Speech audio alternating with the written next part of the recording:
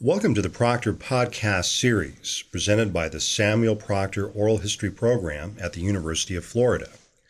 Founded in 1967, SPOP is one of the largest oral history programs in the country with nearly 5,000 interviews. SPOP, one community, many voices. This is Nicole Cox, accompanied by Deborah Hendricks. I am here today, December 4th, 2010, in Gainesville, Florida, with Mr. George Sternfels.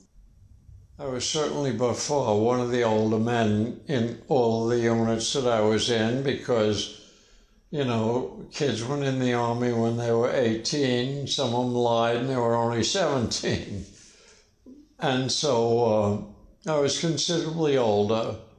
But physically, if I say so myself, I was in extremely good shape. I never had any trouble keeping up with any of them, sometimes leaving them in the dust, which kind of annoyed them. As I say, I was drafted in the Army, and I wound up with the 4th Infantry Division and went to Europe, and that was the division that I landed with on D-Day. I was in the midst of trying to get a tank or two up so we could break through the hedgerow, and we were hit by mortar fire. As a result, it's one of the reasons I have no hearing in this ear.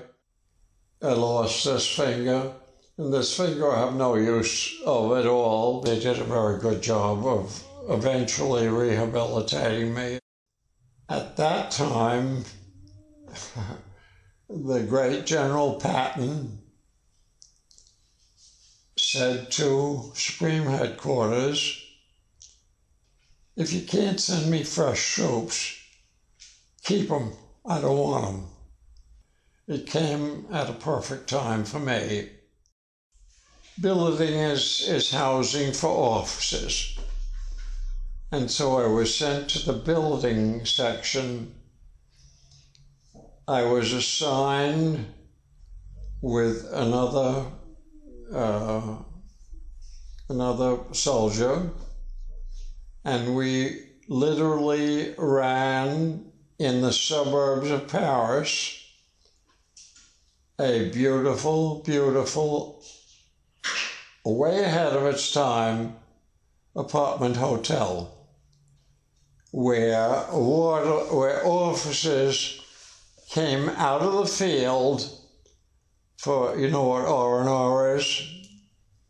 Came out of the field, filthy, dirty, scummy, scrubby, went into the hotel, some of them for 3, 4, 5, 6 days, a week, 2 weeks, no more, and lived in a suite.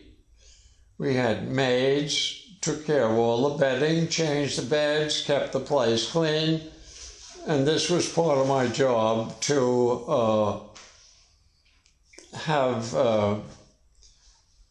these maids do the things that were necessary to keep these officers happy. We had in the hotel, it was originally an apartment hotel. It was not just a plain hotel. Really, really beautiful. Beautifully located in a small suburb of Paris, because Supreme Headquarters was not actually in Paris at that time. It was in Versailles, which you probably know is close to Paris. And that was where all of the plotting and everything else for what was going to transpire in the front lines. That was where it was all planned. The suburb that I lived in was called a very, very beautiful suburb called Saint-Cloud, or in our language, St. Cloud. And that's where I was stationed. I was fortunate at that time to be able to get along quite well in French. with a big vocabulary, but no grammar. This was perfect for the people that worked for me. You know, they were not very bright people. There was nothing wrong with them. They were all good people. At first, I had an interpreter assigned to me. And eventually, the head of the housekeeping unit came to me and said, I was only a corporal, but they used to call me General George, and said, General George, she's a nice lady. She's English. She's married to a Frenchman. She talks French with an English accent. We don't really understand her. She talks over our heads. We've talked to you many times. We know that your vocabulary is tremendous. Why don't you give us our orders? I handle with my partner, who did not speak any French, but he was a good guy. And so we got to handle all the help in the whole place. It was a pretty big hotel, and there was a lot of help. Place was kept immaculate. I don't care what I asked those girls or men to do.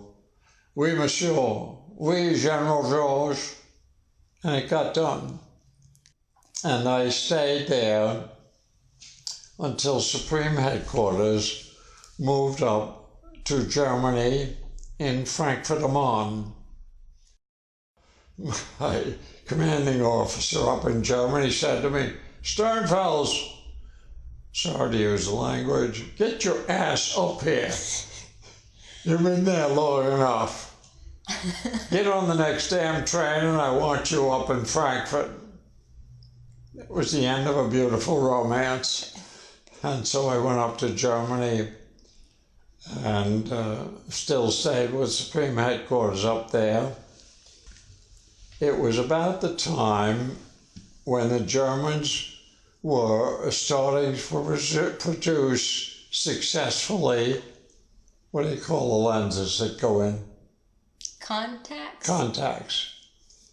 They produced the first contacts. I had heard about it, and so I wanted to go to Stuttgart, which is where these doctors were producing these lenses. And so I got permission to go to Stuttgart. And they examined my eyes and started to fit me. They were not that well perfected then, but they were good. They did a good job. Within 3 more days, I was there for, maybe 8 or 10 days. And they were about to get finished with me and get the lenses in. And I got a call from a very, very good friend of mine back in Frankfurt. I don't like to use language, but he said to me, George, get your ass back here. You're shipping out for the USA in 2 days. Boom, that was the end of the contact lenses, which I never got. Got back to Frankfurt, and 2 days later, I was on my way to the United States. I would call up a girl for a date, girls that I had known for a long time and had dated. Oh, George, it's so good to hear from you. I hear you were in the army and you got wounded and blah, blah, blah. I hope you're okay. Yeah, sure. How about having dinner with me tomorrow night? Oh, George, I'm married. I've got 2 children. Summer Nora. And this went on for maybe, 5 or 6 different, they were all married. Finally, I took out my little black book and I said, that girl's a career girl. She's not married, I don't think. Called her up, Norma, who became my wife. And I said, hi, Norma, this is your old friend George. Oh, how are you? I hear you're in the... I said, how about having dinner with me Saturday or Friday or what? Oh, that would be great. I'd love to see you. That was the beginning of a beautiful romance. Okay. And of course, eventually we got married. And nobody has ever had a greater marriage than I did. Surprisingly enough, we probably lived within about 5 blocks of each other. Went to the same grade school, junior high school, never knew each other. Wow. Well, you know, it's a big city. She was 2 years younger than me. Okay. I don't need somebody 2 years younger than me. But eventually, a long time later, surprisingly enough, we met on a blind date. There were 3 couples. We were all friends. The first date I ever had with her, all 3 friends and their girlfriends, none of them were married. We went to a very big amusement park, which was called Palisades Amusement Park, right across the Hudson River on the other side. We had a wonderful picture taken, a professional picture, taken of the 3 couples in this open touring car. None of the couples were married at that time. We were all single. All 3 of those couples married the girls that they were with that night and stayed married to the same girls until they all passed away. I'm the last of the Mohegans. I've taught wine classes for Santa Fe College. This is my 25th year. I'm very proud to say I literally have hundreds and hundreds of wonderful students. I work very hard on picking out the wines to serve them. So I rarely serve in all these years the exact same wine. And they learn a lot about wine. I keep it on a light basis. I tell them little quippy stories about things and keep them laughing and so forth and so on. You see, I'm so fortunate because of the classes that I teach, 98% of the people that I know are young people. It has given me so much pleasure to constantly be associated with young people rather than, excuse me, old doddering. You know, it's just kept me young. I think it's what's made me live to 94. Thank you for listening to this episode of the Proctor Podcast Series. For more information about our program or interviews, please visit our website at www.history.ufl.edu/ORAL or call us at area code 352-392-7168. That's 352-392-7168. SPOP, one community, many voices.